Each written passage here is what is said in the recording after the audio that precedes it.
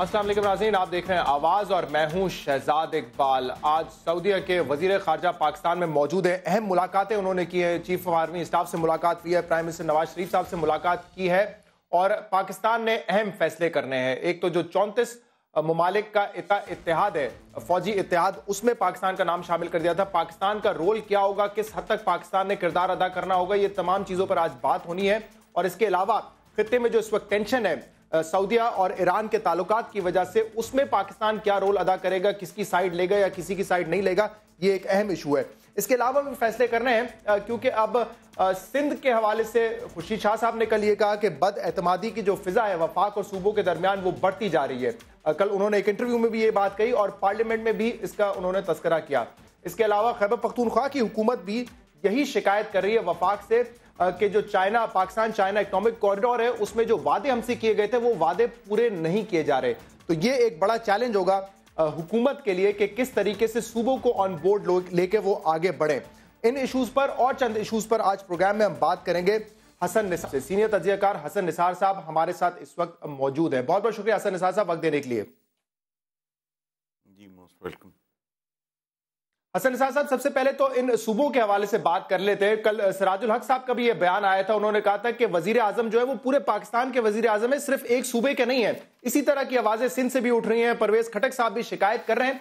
आपके ख्याल में ये जो तासुर है कि वजीर आजम साहब सिर्फ पंजाब की तरफ ही देखते, दूसरे सूबों की तरफ उस तरीके से नहीं देखते, ये तासुर गलत है या फिर ये जो दूसरी जमातें हैं ये सियासी इल्जाम लगा रही है और सियासत कर रही है इस इशू पर?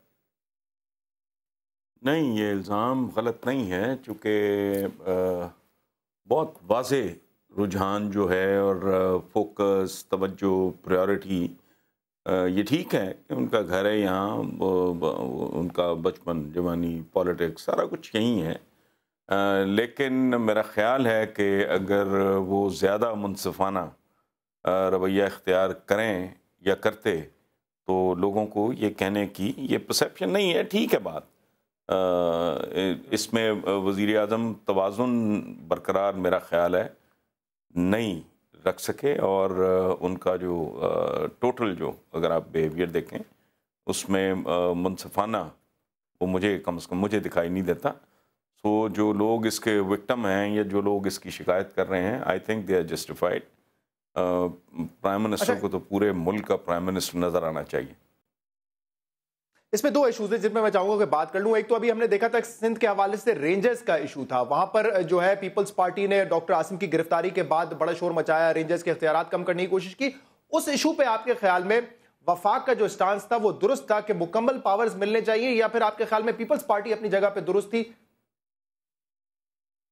देखिए, पीपल्स पार्टी को दुरुस्त कहना तो मेरा ख्याल है कि इंसाफ के बुनियादी असूलों के ख़िलाफ़ है। उसकी वजह है उनका मुतालबा क्या है, मैं हैरत अंगेज़ मुतालबा है।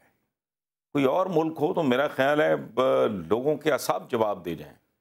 मुतालबा क्या है कि अहम शख्सियात पे हाथ डालने से पहले हमसे पूछें, ताकि हम उनको कह दें अंडरग्राउंड हो जाओ या डिसअपेयर हो जाओ। ये क्या है? यानी मुर्गी चोरों को आप पकड़ लो, गरीब आदमी को पकड़ लो, जिस बंदे के पास वसाइल नहीं है, यानी ये इतनी बड़ी धांधली अब भूल जाएं। अच्छा, फिर तजावज़ की बात जब आप करते हैं कि अगर जितने भी फरीक हों सबको चाहिए अपनी हदूद से तजावज़ ना करें। अगर आप करप्शन की इंतहाओं को पहुंच जाएं वो तजावज़ नहीं है। क्या आपने अपनी हदूद से तजावज़ नहीं की? अगर वो तजावज़ कर रहे हैं, वो आपको तकलीफ हो रही है, मुतालबा क्या है? ये मुतालबा पूरे मुल्क के अवाम की तौहीन है कि अहम लोगों पे हाथ डालने से पहले हमें ऑन बोर्ड होना चाहिए, हमें एतमाद में नहीं। ये किस टाइप का मुतालबा है? सो इसमें वफाक अगर कुछ कह रहे हैं तो वो 100% दुरुस्त है। जी, तो इस इशू पे अगर खुर्शीद शाह साहब या जरदारी साहब ये कहते हैं कि मन पसंद जो है एहतसाब हो रहा है या सूबों के साथ ज्यादती हो रही है, तो फिर इस इशू पे तो कम से कम वफाक अपने दुरुस्त स्टांस पे खड़ा हुआ है ना, उनका जो मौकिफ है वो दुरुस्त है। फिर नहीं, इतनी बात पीपल्स पार्टी की जो है वो जुज़वी तौर पे दुरुस्त है। क्यों? क्योंकि अब तक यही बात हर जगह, ये अब ज़बान ज़द-ए-आम हो गया है कि जी मखसूस कुव्वतों ने मखसूस लोगों को मखसूस جماعتوں کو مخصوص علاقوں کو فوکس کیا ہوا ہے، ان کا تمام تر جو ہے وہ زور ادھر ہے. یہ بات تو اب تک کی تاریخ تک تو یہ 100% درست ہے. سو اگر پیپلز پارٹی یہ بات کر رہی ہے تو درست کر رہی ہے. اس کے معاملے میں میرا ذاتی خیال کیا ہے وہ میں عرض کر دیتا ہوں. میں نے پہلے بھی ڈفرینٹ پروگرامز میں یہ بات کی ہے کہ میں نہیں سمجھتا کہ انہوں نے کوئی سنگل آؤٹ کیا ہوا ہے یا فوکس کیا ہوا ہے ان کو. یہ اگر کرپشن پہ ہاتھ ڈالنا ہے جو اس ملک کا کینسر بن چکی ہے تو ظاہر ہے it has to be a phased out plan. کتنے محاذ کہاں کہاں آپ کھول سکتے ہو؟ ٹھیک ہے نا جی، یہ تو اسٹریٹجی کی بات ہے کہ جی وہاں سے فارغ ہو کے پھر کہاں جائیں گے، اور پھر جب وہاں سے فارغ ہو جائیں گے تو کہاں جائیں گے. یہ میرا آپ اسے حسن ظن کہہ لیں یا جی.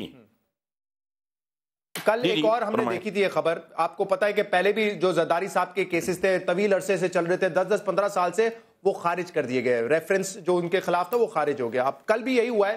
زرداری صاحب کا ایک اور کیس ہے، 15 سال پرانا کیس ہے، ریفرنس نیب میں، اور مسئلہ وہی ہے جو پہلے 2 کیسز میں ہوا ہے، جس کی وجہ سے وہ بری ہو گئے تھے کہ جو اوریجنل ڈاکیومنٹس ہیں، جو شواہد ہیں، وہ غائب ہو گئے. نیب کہتی ہے کورٹ کو دیے تھے، احتساب کورٹ کو دیے تھے، احتساب کورٹ کہتا ہے ہمارے پاس نہیں ہے. پہلے 2 کیسز میں وہ بری ہو چکے ہیں، اب ایسا لگتا ہے کہ جو تیسرا کیس ہے اس میں بھی اس وجہ سے بری ہو جائیں گے. یہ ایسڈ ریفرنس کا کیس ہے. تو یہ کہاں چلے جاتے ہیں شواہد؟ اور اگر یہ شواہد ایسے غائب ہو جائیں گے نیب اور کورٹ کے درمیان تو پھر کیسے احتساب ہوگا کرپشن کے حوالے سے؟ سرائکی کا ایک مصرع ہے، مجھے تو سرائکی نہیں آتی، پسند بہت ہے.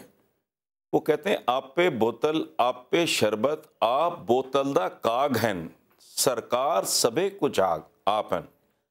آئین بھی یہی بناتے ہیں، قانون سازیاں بھی یہی کرتے ہیں، اسمبلیوں میں بھی یہی ہوتے ہیں، ڈاکے بھی یہی ڈالتے ہیں، بیوروکریٹس بھی ان کے پالتو ہوتے ہیں، وکلا بھی یہ افورڈ کر سکتے ہیں. یہ دیکھیں بات سنیں، یہ جو میں کہتا ہوں کہ یہ شیم ڈیموکریسی چھوٹا لفظ ہے، یہ ڈیموکریسی ہے ہی نہیں.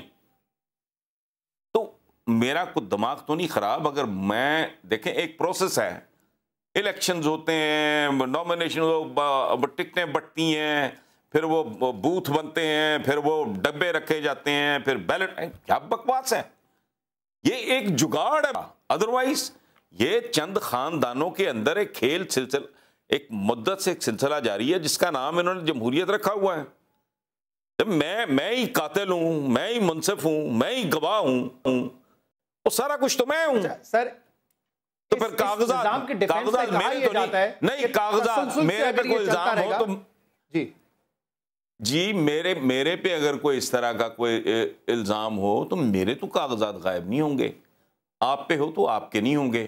ان کے پہلے بھی ہوئے تھے، ان کے اب بھی ہو گئے ہیں، ان کے آئندہ بھی ہوتے رہیں گے. اور تب تک یہ کام چلتا رہے گا جب تک آپ اپنے پیارے لاڈلے چہیتے دوست چائنا، کیوں ان کے دماغ کام نہیں کرتے، پیچ ڈھیلے ان کے، کہ وہ چوروں ڈاکوؤں راشیوں کو، اسٹیٹ کے وسائل لوٹنے والوں کو سزائے موت. یہ تماشا کب سے چلا ہوا ہے، بوڑھے ہو گئے ہیں، قبروں تک پہنچ گئے ہیں یہ سنتے سنتے سنتے، اور اب تو کان ترس گئے ہیں کہ کروڑوں کا سکینڈل تو اب آتا ہی نہیں، اربوں خربوں سے کم کی بات نہیں ہوتی. جس ڈاکٹر عاصم پہ اتنا ماتم ہے وہ کیا کہہ رہا ہے، میں اربوں روپے کی زمینیں سرنڈر کرنے کو تیار ہوں. یہاں تو بندہ ایک مرلے پہ قتل ہو جاتے ہیں ہمارے. کیوں قتل ہوتے ہیں؟ چونکہ وہ جائز ہوتا ہے ان کا، وہ اپنا 1 انچ بھی چھوڑنے پہ تیار نہیں ہوتے. یہ بلینز کی پراپرٹی سرنڈر کرنے پہ وہ صاحب تیار ہیں. تو یہ اتفاق یہ ہے حسن صاحب، حسن اتفاق یہ کہ تمام کیسز جو بھی ہم دیکھ رہے ہیں جس میں زرداری صاحب بری ہو رہے ہیں کیونکہ ڈاکیومنٹس گم گئے، شواہد گم گئے، وہ نواز شریف صاحب کے دور میں ہو رہے ہیں. تو جو الزام پاکستان تحریک انصاف کی طرف سے خاص طور پہ لگتا ہے کہ یہ دونوں کا مکہ ہے، کیا وہ اس مکے کو ثابت کرتا ہے کہ نواز شریف کے دور میں یہ تمام کیسز کو خارج کر دیا جائے؟ اپنے دور میں کرتے تو یقیناً پھر شک و شبہات زیادہ ہوتے. دیکھیں ایک بات تو یہ ہے کہ تاریخ جو ہے ہماری، آدھا ملک غائب ہو گیا، اس کے ملزمین ہی آج تک پکڑے گئے. لیاقت علی خان سے لے کے بے نظیر بھٹو تک، وہ تو آپ چھوڑیں. میں نے کہا یہ پورا ملک بنیادی طور پہ چند خاندانوں کے درمیان آپس کا کھیل ہے. اچھا ہوتا کیا ہے، کبھی یہ اکٹھے ہو جاتے ہیں جب ان کے سروائیول کا مسئلہ آتا ہے. وے بیک جب بے نظیر بھٹو اور نواز شریف دے ور ڈیگرز ڈرون، میں نے لکھا تھا کہ وہ وقت دور نہیں ہے جب یہ دونوں ایک ٹرک پہ چڑھ کے ریسٹوریشن آف ڈیموکریسی کی تحریک چلائیں گے. بے شمار لوگوں کو یہ بات یاد ہے. تب لوگ ہنسے تھے کہ یہ کیسی عجیب و غریب بات کر رہا ہے. پھر جب وہ وقت آیا, پھر وہ جدہ بھی تشریف لے گئیں, پھر وہ بہن بھی ڈکلیئر ہو گئیں, پھر رشتہ داریاں بھی. اچھا یہ ہے کیا کہ جب دونوں کے سروائیول کا یا 3 کے سروائیول کا یا 4 کے سروائیول کا, یہ جو جتنے مافیاز ہیں پالیٹکس کے نام پہ اس ملک میں, ان کا مسئلہ ہوگا تو وہ گھر چھوڑ سروائیول ہے. اس کے بعد پھر جب جمہوریت کے سروائیول کی وجہ سے ہم اکٹھا ہو جاتے ہیں. بھائی اس کا نام جمہوریت رکھا ہوا ہے نا, آنکھ سے نظر نہ آئے ہو اندھی, آپ اس کا نام رکھ دیں نوراں, تو اس کی آنکھوں میں نور تو نہیں آ جائے گا. یہ ڈیفنس میں یہ کہا جاتا ہے, اور اس بات سے آپ کتنا اتفاق کرتے ہیں کہ تسلسل سے اگر یہی نظام چلتا رہا, جس کو آپ سمجھتے ہیں کہ جمہوری نظام نہیں ہے لیکن چلے ہم اس کو جمہوریت اگر کہتے بھی ہیں, تسلسل سے چلتا رہا تو پھر حالات بہتر ہو جائیں گے. چند خاندان کی بات نہیں رہے گی, پھر واقعی عوام تک پاور ہوگی. اس تھیوری سے نہیں ہونا بھائی, نہیں. اگر 69 سال میں نہیں ہوا, میں نے اپنے ایک لیکچر میں کہا تھا کہ یہ جو پاکستان کی جو یہ سو کالڈ جمہوریت ہے کہ جی بار بار کراؤ گے, بار بار کراؤ گے تو پھر کون سی توپ چل جائے گی. وہ قیمہ بنانے والی مشین ہے, تم خنزیر کا گوشت 1 ارب بار بھی ڈالو گے تو قیمہ آگے سے جو نکلے گا وہ خنزیر کا قیمہ ہوگا. جب تک بہت بنیادی تبدیلیاں نہیں لائی جاتی سسٹم میں. کیسی عجیب و غریب بات ہے. آپ لوگ کبھی اس پہ سوچتے یا غور نہیں کرتے کہ ہم جج, جرنیل, سائنٹسٹ, ٹاپ کے وکیل, پینٹر, مصور, شاعر, ادیب, پلیئر, ہر فیلڈ میں ہماری middle class, lower middle class کمال کے بچے پیدا کرتی ہے. اسمبلیوں میں یہ انہوں نے ٹھیکہ لیا ہوا ہے. اسمبلیوں میں وہ اسمبلیاں ان لوگوں پہ حرام ہیں جن کے مسائل ہیں, ورنہ جو کچھ یہ وہاں کرتے ہیں, لوور مڈل کلاس کا بندہ بیٹھا ہو اس ملک میں, جنرلی کوئی احتساب کے ادارے موجود ہوں, وہ اسمبلی میں کوئی اس طرح کی بانگی مار کے ہے جو پیٹرول کے ساتھ ہو رہا ہے, یہ گندی گالی ہے. صحیح. آپ سمجھتے ہیں کہ کسی تناسب کے ساتھ ناممکن ہے کہ وہ اسمبلیوں تک پہنچے؟ نہیں, بالکل. اس کی وہ جس طرح کی قانون سازیاں ہوتی ہیں وہ عام آدمی کرے, اس کی بیوی اس کو گھر میں نہ گھسنے دے کہ تو کر کے آیا ہے, وہاں کیا کر کے آئے ہو. بات آپ صحیح کہہ رہے ہیں. یہ خاص طرح کی ایلیٹ ہے. 69 سال سے میری بات سنیں آپ, 69 سال سے نہیں, پیسہ اور ڈیموکریسیز ہیں جو وہاں بھی خرچ ہوتا ہے, یہ بھی کوئی ایسی بات نہیں ہے. لیکن وہ انشور کرتے ہیں کہ اگر آدمی کیپیبل ہے, لوور مڈل کلاس کا ہے, قابل ہے, تو بے شک کالا ہے, وہ وائٹ ہاؤس پہنچے گا. یہ تو ٹوٹل منوپلی ہے, یہ سیاست ہے ہی نہیں. 69 سال ہو گئے, آپ نے آئندہ اور 69 سال تک اگر اسی طرح کرال کرنا ہے, رینگنا ہے کیڑوں مکڑوں کی طرح, تو موسٹ ویلکم. ہماری صحت پہ کیا 69 سال میں ملٹری انٹرونشن بہت مرتبہ ہوئی ہے نا, وہ اسی لیے کہتے ہیں کہ تسلسل چلنے دو. اگر بار بار یہ فوجی آ جائے گا, سبحان اللہ, سبحان اللہ, سبحان اللہ. آپ کی منطق کا بھی جواب نہیں. 14-15 اگست, یہ جو 14 اگست پاکستان سیلیبریٹ کرتا ہے, 15 اگست وہ کرتے ہیں. It was the same army. مجھے ایک بات بتائیں آپ, وہی فوج تھی, وہی ٹیچرز تھے, وہی نصاب تھا, وہی ڈیرے دون اور فلانا ٹمکانا سٹاف کا جو کچھ بھی تھا, سب کچھ وہی تھا. ایک اناؤنسمنٹ ہوئی, اچھا انہوں نے کبھی کیا نہیں, یہ کرتے رہے. کیوں؟ چونکہ ہماری پولیٹیکل ایلیٹ کرپٹ ہے, نااہل ہے. ڈیلیور کرنا تو دور, یہ اب بھی کیا کر رہے ہیں, یہ اس سے پہلے بھی کیا کر رہے تھے. 5 سال جو سو کالڈ جو آپ کے پیپلز پارٹی کی چاروں صوبوں کی زنجیر, یہ پتہ نہیں کون سی زنجیر تھی, وہ جو رہی ہے, لوگوں کو کیا دیا ہے انہوں نے. اب 5 سال سے حکومت پنجاب میں ہے اسی پارٹی کی, اب 2.5 سال یہ لگا لیں, 7.5. وہ تو بھائی بس کریں نا اس طرح کا جھوٹ اور اس طرح تسلسل مل بھی جاتا ہے تو تم کون سی توپ چلا لیتے ہو. اور تمہاری نالائکی کی وجہ سے, آپ کی نالائکی کی وجہ سے ہوتا ہے جس کی وجہ سے یہ تسلسل ٹوٹ جاتا ہے. ٹھیک ہے حسن صاحب, تھوڑا سا آگے بڑھتے ہیں. اچھا حسن صاحب, یہ جو دوسرا ایشو ہے, اب جہاں پہ پرویز خٹک صاحب اور خیبر پختونخوا کی حکومت کہہ رہی ہے کہ ہمارے ساتھ ناانصافی ہو رہی ہے, یہ جو اقتصاد جو راہداری ہے وہ ہم سے جو وعدے کیے گئے تھے وہ پورے نہیں کر رہے. اب اس میں آپ کے خیال میں کیا تحریک انصاف صرف سیاست کر رہی ہے یا واقعی جینوئن ایشو ان کا لگتا ہے آپ کو؟ یہ دیکھیں بات سنیں، حکومت کو پہلے دن ڈے ون جب بھی یہ فائنل ہوا تھا، ڈے ون سے میری مراد وہ پورے ملک میں یہ ٹکے ٹکے کے کاموں کے فل پیج ایڈز دیتے ہیں، یہ بتاتے ہیں کہ بھی یہ اس کا رستہ ہوگا، یہ اس پروجیکٹ کی کاسٹ ہے، یہ چائنا کا رول ہے، یہ ہمارا رول ہے. مجھے نہیں پتا. میں ایک اصولی نصابی ایک ایکڈیمک قسم کی بات کر رہا ہوں. مکمل طور پہ پوری قوم کے سامنے موسٹ ٹرانسپیرنٹ طریقے کے ساتھ یہ پروجیکٹ رکھ دیا جاتا. صحیح. یہ نوبت ہی نہ آتی. اب بھی جو کچھ ہو رہا ہے انہیں چاہیے، حسن اقبال نے کی ہے پریس کانفرنس، میک سینس. اب وہ جواباً کیا کرتے ہیں یہ، لیکن جس تحمل کی، جس تدبر کی، جس بردباری کی ضرورت ہے اس کا تمام پولیٹیشنز کو مظاہرہ کرنا چاہیے. اور سب سے بڑی ذمہ داری حکومت کی ہے، چونکہ وہ حکومت ہے، کہ جتنے سٹیک ہولڈرز ہیں ان کو لے کے چلے ساتھ.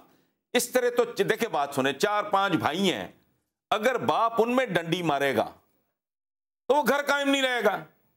سادہ مثال ہے. آپ ملک چلانے چلے ہو اس طرح، پوری طرح اعتماد میں لیں، ان کو بتائیں. اور ویل میننگ لوگ ہیں، مجھے کوئی شک نہیں ہے کہ گیم چینجر. آپ نے کہا کہ اس کی تفصیلات آپ کو نہیں پتا، لیکن آپ نے جو اکیڈمک بات کی، آپ نے کہا کہ وہ میں آپ کو بتا دیتا ہوں. اس میں ایک نقطہ ہے جو کہ میرے خیال سے بڑا لاجیکل ہے اور ہر انسان اس میں میرے خیال سے بات کر سکتا ہے، کہ اورنج ٹرین منصوبہ لاہور کا منصوبہ ہے، اس کو بھی جو ہے کہا جا رہا ہے کہ سی پیک میں ڈالا جا رہا ہے. اب کہاں پہ یہ راہداری، یہ جو سڑک ہے، یہ جو روٹ ہے جو کہ کنیکٹ کرے گا بلوچستان سے چائنا، اور کہاں اورنج ٹرین کا منصوبہ؟ تو پھر اگر اس پہ صوبے شور مچاتے ہیں کہ یار سی پیک کے ایشو کو آپ نے، اورنج ٹرین کے ایشو کو آپ نے سی پیک میں ڈال دیا ہے، تو پھر دوسرے صوبے بھی مانگیں گے نا کہ کراچی میں بھی ہو، یہ پشاور میں بھی ہو اورنج ٹرین کا منصوبہ جو کہ چائنا سے فنڈڈ ہو. دیکھیں بنیادی بات میں گھر سے لے کے ملک تک یہ ظلم کیا ہے جو ہمارے اسلاف نے ہمیں سکھایا بتایا، اور وہ تھم رول ہے پوری دنیا کا کہ ظلم پہ قائم معاشرے رہ سکتے ہیں، کفر پہ قائم معاشرے زندہ رہ سکتے ہیں، ظلم پہ نہیں. گھر نہیں چل سکتے جب تک اس ملک میں ٹرانسپیرنسی اور اکاؤنٹیبلٹی نہیں ہوگی. تب تک آپ ٹھیک ہے ایک نارمل قوم کے طور پہ ایک نارمل زندگی آپ نہیں گزار سکتے. آبادی بڑھتی جا رہی ہے، بہت بڑی تباہی اور بربادی ہوگی. اس کی وجہ ہے کہ آبادی سے بڑی لائبلٹی کوئی نہیں ہوتی اگر آپ ویلیو ایڈیشن نہیں کرتے. اس میں ایسٹ بنانا، بڑھتی ہوئی اتنی وائلڈلی بڑھتی ہوئی آبادی کو اگر آپ ایسٹ میں تبدیل نہیں کریں گے تو یہ لائبلٹی آپ کو غرق کر دے گی. آپ صحیح کہہ رہے ہیں، بہت بڑا اور سیریس ایشو ہے جس پر ابھی تک ہم نے توجہ دینے کا سوچا بھی نہیں ہے. مجھے ایک بریک شامل کرنا ہے پروگرام میں. حسن صاحب چیزوں پہ میں آپ سے بات کروں گا، اہم ایشوز ہیں. ناظرین ہمارے ساتھ رہیے گا.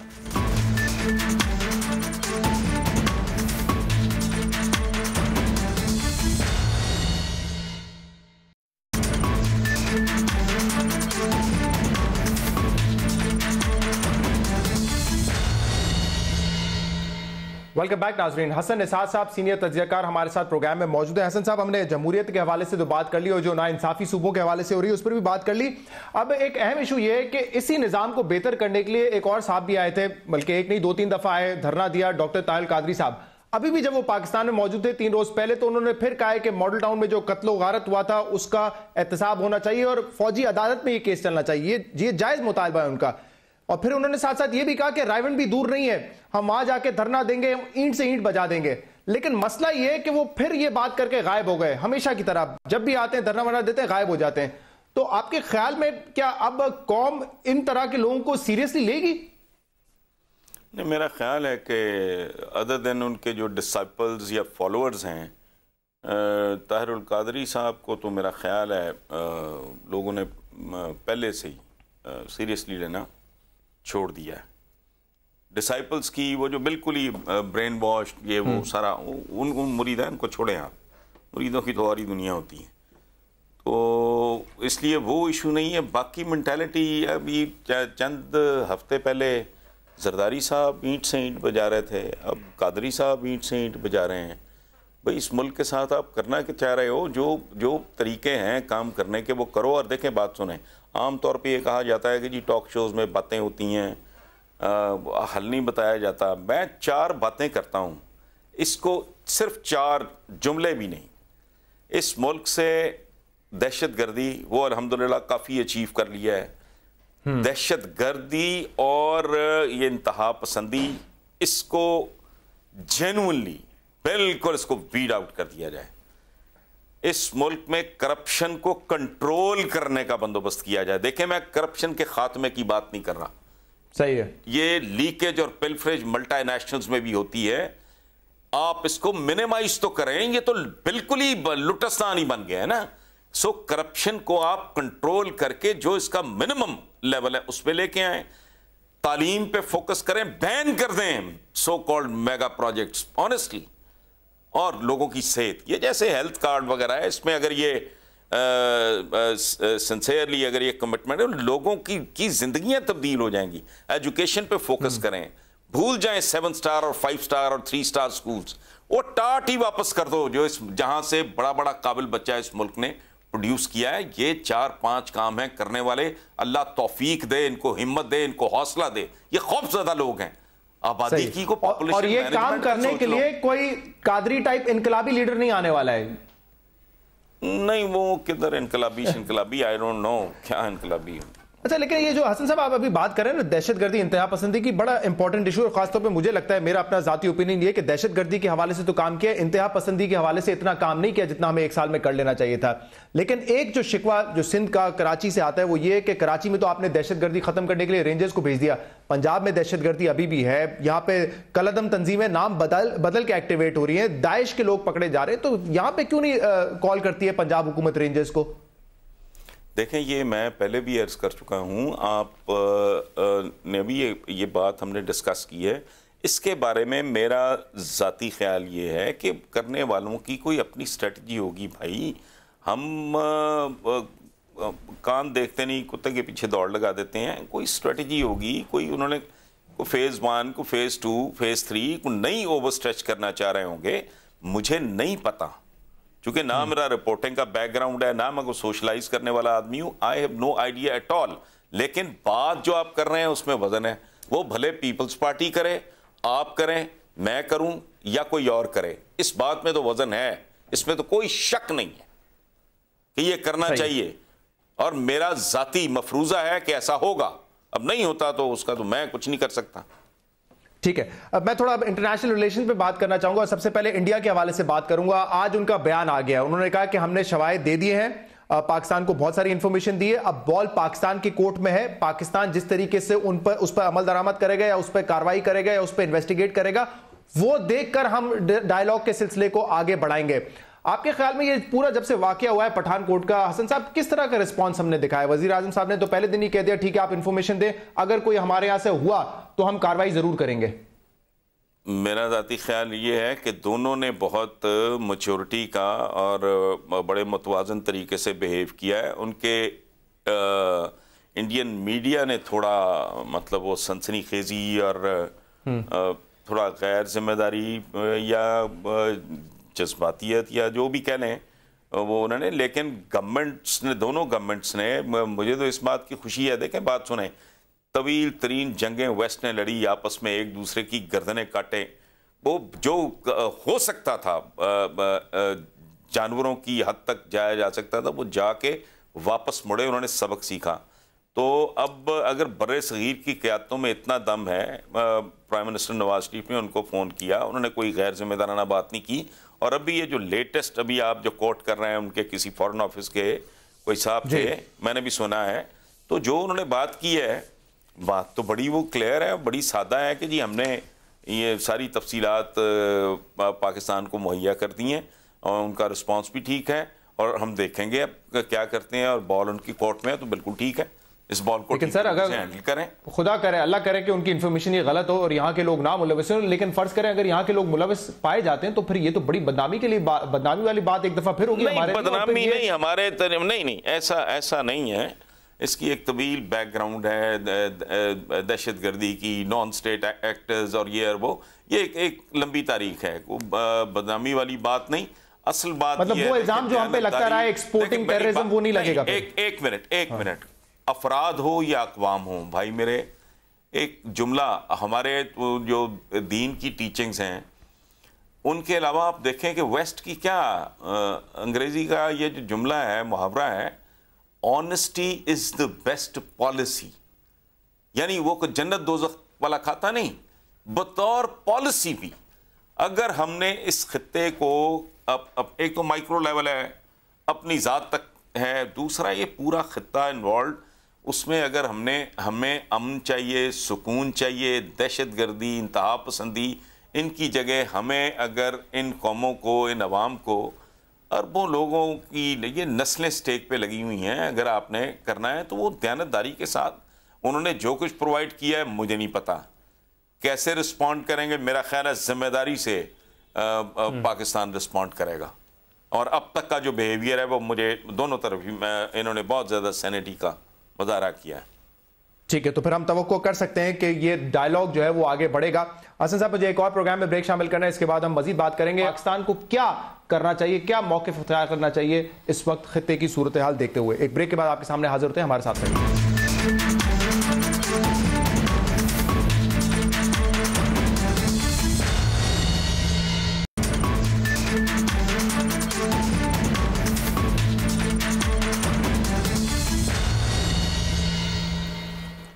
ویلکم بیک ناظرین، پروگرام میں ہمارے ساتھ موجود ہیں حسن نثار صاحب، سینئر تجزیہ کار۔ حسن نثار صاحب، مجھے یہ بات کرنی ہے، سعودی فارن منسٹر پاکستان میں موجود ہیں اس حوالے سے، لیکن اس سے پہلے ایک اور میں اہم ایشو پہ بات کرنا چاہ رہا ہوں۔ آپ کو پتہ ہے کہ جب بھی چیف آف آرمی اسٹاف کی مدت میں 1 سال سے کم رہ جاتا ہے تو وہ ڈیبیٹ شروع ہو جاتی ہے، ایکسٹینشن ملے گی یا نہیں ملے گی، یہ ڈیبیٹ ابھی بھی جاری ہے۔ لیکن انٹرسٹنگ بات یہ ہے کہ کل خورشید شاہ صاحب نے، leader of the opposition, senior رہنما پیپلز پارٹی کے، انہوں نے ایک بیان دیا، انہوں نے کہا کہ جنرل کیانی نے توسیع ہم سے طلب کی تھی، اسی لیے ہم نے ان کو توسیع دی، تو اس وقت بھی بال جو ہے وہ راحیل شریف صاحب کے کورٹ میں ہوگا، انہوں نے فیصلہ کرنا ہے۔ جی، اس پہ آپ کیا ایکسپیکٹ کرتے ہیں؟ میں تو پہلے حیران ہوں کہ یہ بات خورشید شاہ صاحب نے یہ کی ہے کہ کیانی صاحب نے خود ایکسٹینشن مانگی تھی۔ تو مانگی ہوگی انہوں نے، اور جو ہم نے سنا ہے، ظاہر ہے مجھ سے تو نہیں مانگی انہوں نے، تو سنا تو ہم نے بھی یہی تھا کہ وہ ایکسٹینشن میں انٹرسٹڈ تھے اور ان کو دے دی گئی تھی، تو اس میں کیا برائی ہے؟ یہ کوئی اس مرتبہ کیا ہوگا جو پہلے ہم نے دیکھا ہے کہ یہ بات میں تو نہیں پریڈکٹ کر سکتا، دونوں طرف آرگیومنٹس، میری ذاتی رائے اگر آپ نے لینی ہے تو میں تو چاہوں گا کہ راحیل شریف صاحب کنٹینیو کریں۔ اس کی وجہ ہے انہوں نے ایک بہت بڑا فیصلہ انہوں نے کیا، ضرب عضب بنیادی طور پہ انہی کا فیصلہ ہے، فوج کا فیصلہ ہے، اور اس میں بے شمار قربانیاں دے کے انہوں نے بہت کچھ اچیو کیا ہے۔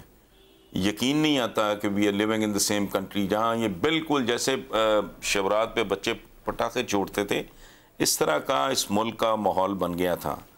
انہوں نے اتنا کچھ اچیو کر لیا ہے۔ عام ایک common man point of view میں رکھ رہا ہوں آگے، تو پہلے ہمارے یہاں ایکسٹینشنز ہوتی رہی ہیں، اگر کیانی صاحب نے بھی لی ہے اور ان کو بھی اگر ایکسٹینشن ملے، اور یہ اس کام کو مکمل جس کا آغاز انہوں نے کیا ہے اس کی تکمیل بھی اگر یہ کریں تو مجھے وہ زیادہ مناسب لگتا ہے۔ صحیح، لیکن حسن صاحب صحیح آپ کا یہ پوائنٹ آف ویو ہے، میں اس پہ آگے نہیں کروں گا، لیکن ایک دوسرا نقطہ نظر یہ بھی ہے نا کہ پھر ظاہر سی بات ہے آپ پھر یہ کہیں گے کہ یہ صرف کمانڈر کی اچیومنٹ ہے، ایک پورے ادارے کی اچیومنٹ نہیں ہے، کوئی اور بھی ہوگا شاید اسی طرح کا کام کرے۔ یہ اس طرح نہیں ہوتا، یہ ایک بلینڈ ہوتا ہے، individuals definitely they do matter, اسی لیے آج بھی صدیاں بیت گئی ہیں، جب ہم خالد بن ولید کی بات کرتے ہیں تو خالد بن ولید کا تو کوئی متبادل نہیں ہے۔ پھر آپ اس زمانے کو اگر درمیان میں رکھیں، جب آپ طارق بن زیاد کی بات کرتے ہیں تو وہ لشکر تو ہوتے ہیں، لیکن it is always a blend, it is always. دیکھیں کیانی صاحب بھی تھے، انہوں نے یہ فیصلہ نہیں کیا، یہ انیشیٹو انہوں نے نہیں لیا، انہوں نے اس کو مناسب نہیں سمجھا ہوگا۔